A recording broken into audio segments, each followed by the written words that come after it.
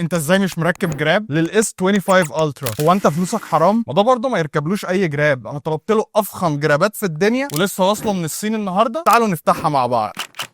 بص الفخامه. تعالى نبدا بالاتنين دول علشان ده فيه شويه مميزات عمرك ما شفتها في اي جراب. شايف الفخامه؟ شايف الرينج بتاع الكاميرات عامل ازاي؟ بص التاني.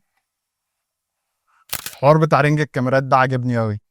انا ما عرفتش افك الجراب غير لما بصيت في الكتالوج بتاع الجراب. انت متخيل الجراب ليه كتالوج؟